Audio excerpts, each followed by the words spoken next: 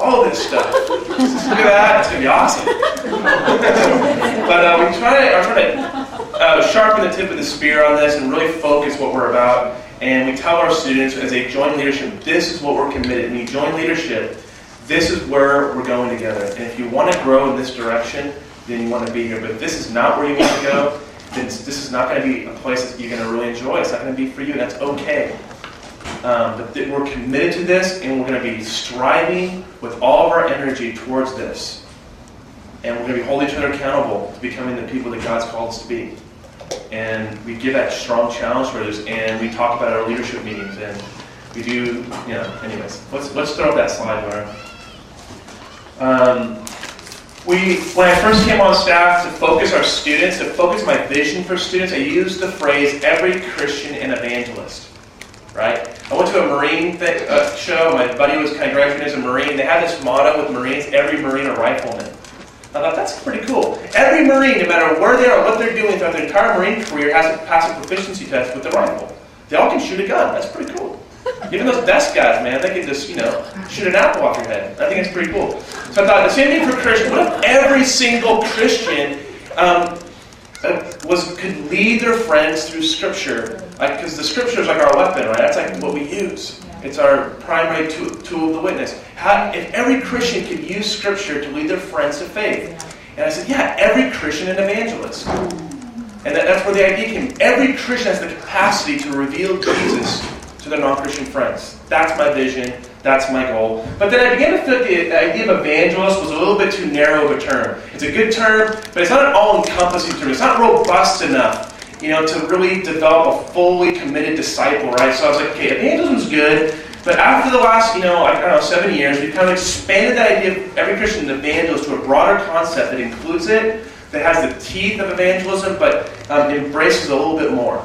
So the term witness, every leader a witness. And when you come on our leadership, you are committed to becoming a witness. We're going to make you a witness. We're going to disciple you to be a witness. We're going to train you to be a witness. We're going to pray for you to be a witness. This is who we believe are the people who will change this world. Witnesses will change the world. St. Patrick was a witness who changed the world. Crossed some big boundaries. Was a slave, escaped, and went back to Ireland where he was a slave and became a witness there. It was amazing. Mother Teresa, in the quote that you'll read as you walk into one of her, I don't know what they call them, one of their homes, she has an amazing quote. Let me see if I can find it. I'll find it later, where she just kind of says, really have to focus it. What this is really about is, thank you for accepting this opportunity to become a witness. The word witness is right there at the center of what it means as you walk through those doors into her movement. You're becoming a witness. Witnesses change the world. So this is what a witness is for us. This is our vision for what a witness is and what our leaders will become. Okay, you can't really see that. But that's okay. Here we go. Let's show that little thing. Just tell what it is. Look it up in a second. Okay. It's hard. It's such a visual thing, but it's 3 intersecting circles. And at the center of the intersection, where the place of overlap of all 3 circles is what we're shooting for. That's our goal. That's what we're hunting for.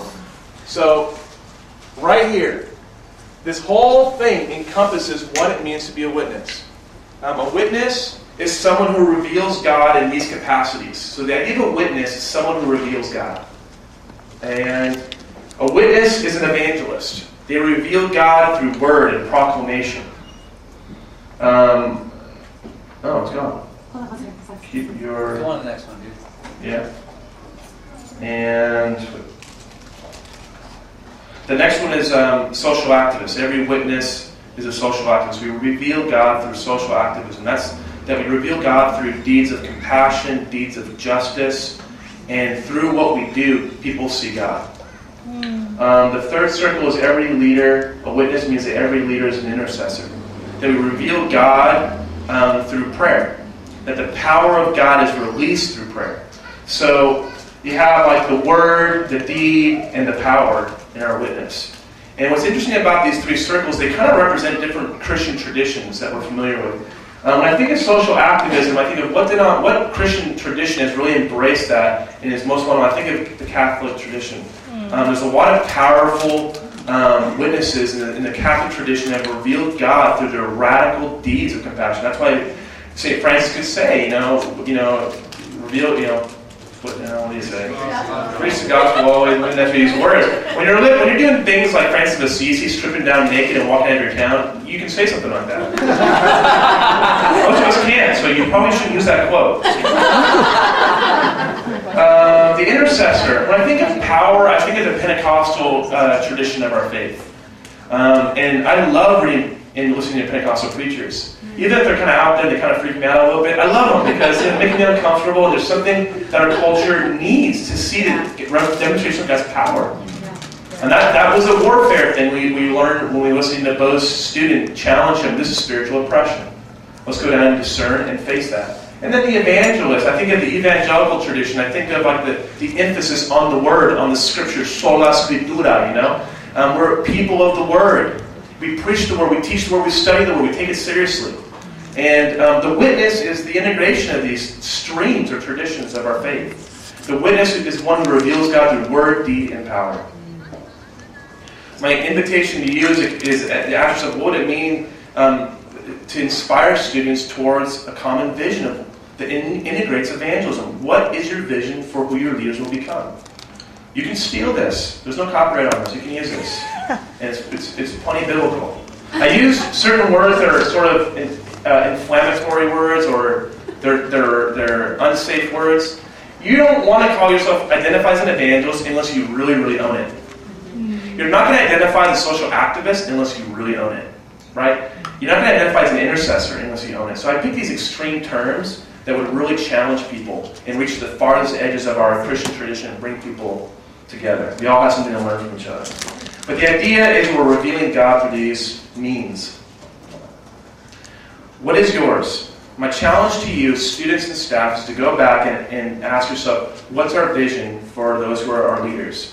And students, you should think about this. You need to help your staff think about this.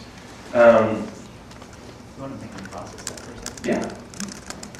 Process. Let's just chew on that. That's a great idea. That's a little bit of a stretch. Just, what would that be like for you? What's your circle on your campus? And what do you think of this one?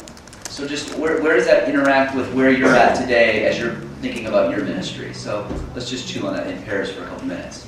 But I want every leader thinking about what are the words that can help. And so his words, evangelist, intercessor, social activist, can get, there you go. They push me to roles of word, deed, and power pushes me that I do want every witness thinking about word, deed, and power. Yeah. Okay, so Rick's focus is word, deed, and power, avoiding the to-do list, and trying to flow in God's work in that way, right? I'm glad you spoke up, Rick, because I was just going to point you out anyway and say, Rick, what do you think about 3 circles? So thanks for checking. The way I start with this. Okay, let me just use this term, reveal. Let's break this term down, because I'm using this as a different way of understanding what we typically... I'm trying to steal Rick Richardson's title, Reimagine Evangelism. And trying to use language that I think will break down some of the boundaries that we feel between different people in the Christian community who have huge evangelistic potential, but because the language we use feel opted out, which is what an evangelist does, right? I'm not an evangelist. I'm a social activist, all right? Deal with that. I'm like, okay, but you are an evangelist, so how do I get you at the table? So this word reveal captures what we're trying to get at with evangelism. The idea of evangelism is that people are discovering God, the reality of God, and are being invited and are recognizing His invitation to join Him and be with Him. And that involves, understanding the cross. It understands the Holy Spirit, the whole gamut. So this word reveal, let's just break this down. Reveal, to disclose something that was unknown or secret. To make something visible that had been hidden or covered. To make something known by divine or supernatural means. Synonyms with reveal are to unveil, to publish, impart, tell, announce, proclaim. To disclose, divulge. To uncover. The fog lifted and revealed the harbor. To divulge is to communicate, sometimes to a large number of people,